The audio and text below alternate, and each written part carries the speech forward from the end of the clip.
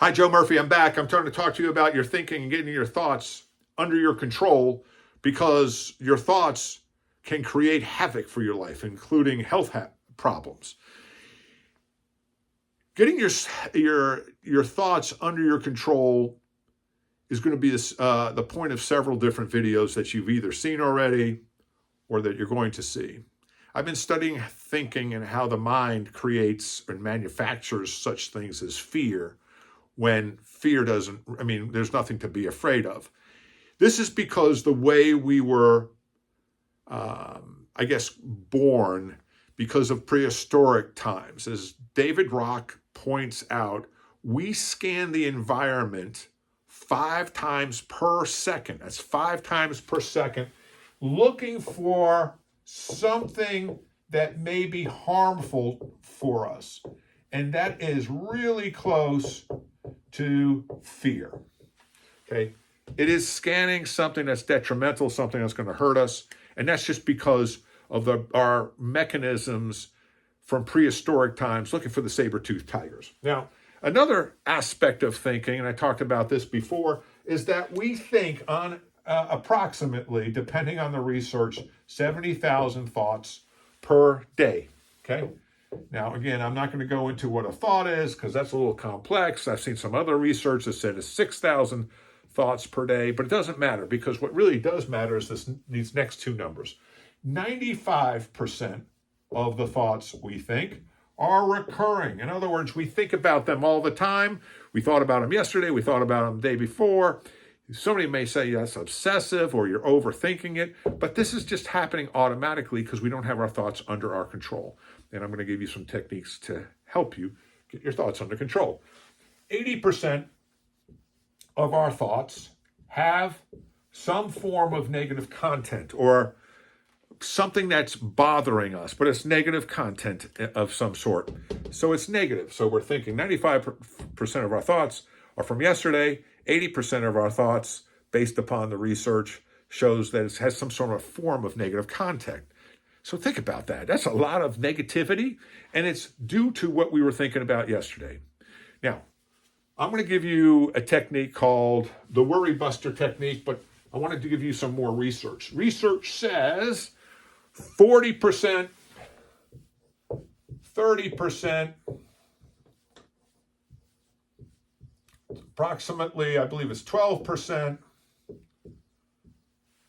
All these math numbers adding up. 10%, and I'll define these in a second, and then 8%. Hopefully the camera angle, you can see the camera angle from here.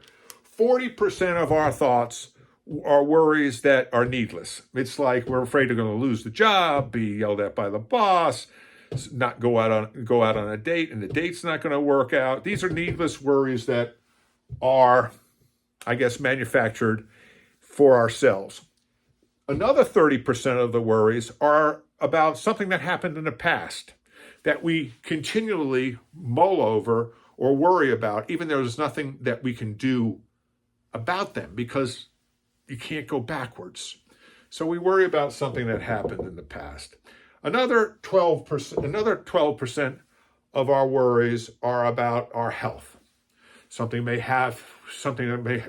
feel an ache or a pain, or if I do something, I make it hurt.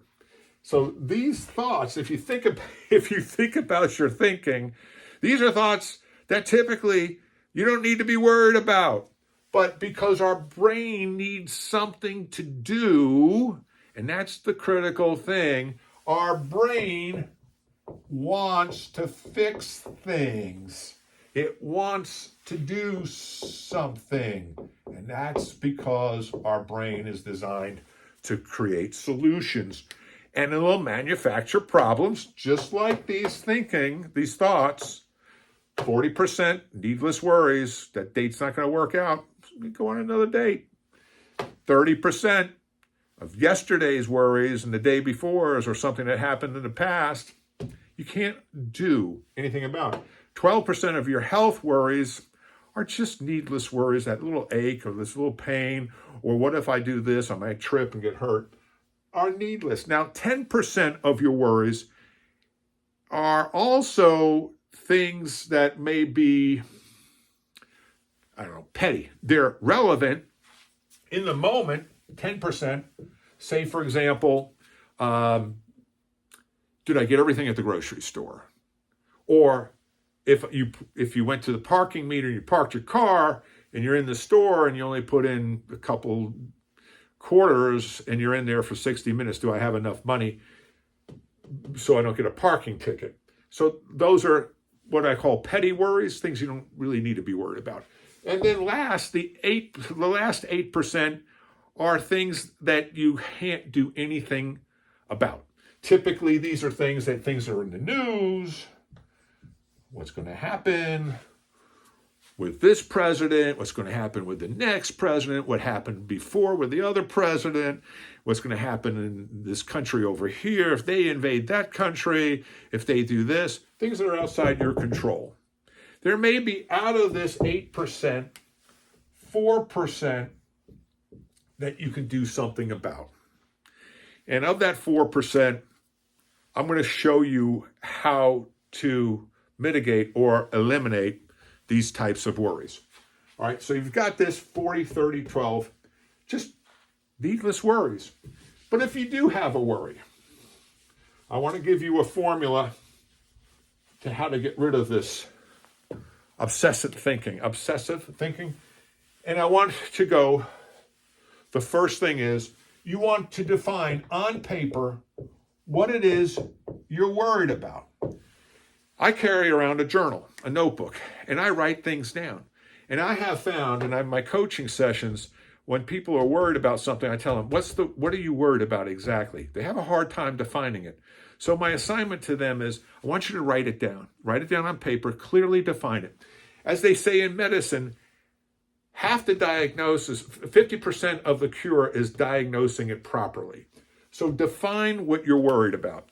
Second thing is, what's the worst possible outcome? Or what we call in strategy, the WPO. What's the worst possible outcome if it does happen? And then once you've defined it and you've gotten the worst possible outcome, the next step is, what can you do about it? What can you do? This doesn't mean you're throwing up your hands. This means I'm going to do these steps, these 3, 4 things, in order for this not to occur. So I'm going to build an action plan and mitigate the problem that I'm worried about. I'm telling you, this works unbelievably well. And what happens is, once you first define it, you can see whether it's within your power to control and do anything about. The second thing is, once you determine what's the worst possible outcome, we typically, the way the brain works, it becomes catastrophic in our head. But then when you finally write the worst possible outcome, you know it's not going to happen that way. It might be something much less over here on the spectrum, or somewhere in the middle, but it's not this. So now your worry starts to get reduced. And then last, and this is where people don't do, because once they've alleviated themselves of it, they don't feel like they need to take the next step. I'm telling you, take the next step. Write down a plan of action, what you can do about your worry, and then after you make the plans, you can see what makes sense, the things that you should do and could do, and then prioritize them based upon what you wrote down, and that will eliminate your worry. And all those things swimming around in your head that you've been carrying over, this is what you can do when you put it on paper. I'll give you one more thing. In that notebook that I think you should have, you're going to look back 3 months from now, and you won't remember how worried you were about this thing, or how angry. You can do the same thing with anger, by the way. How angry you were 3 months ago about this thing that was bothering you so much. And as you go over time, and you look back at your notebook, your journal, you have a track record. And I want you to write that word down. A track record of success. And this will build your self-esteem, and it'll also demonstrate to you that you're a competent individual. And because of this track record, it'll show you that you've gotten over things in the past. And whatever you're facing today, you'll get over that as well. I'm Joe Murphy, and I am here for your success. Make it a great day.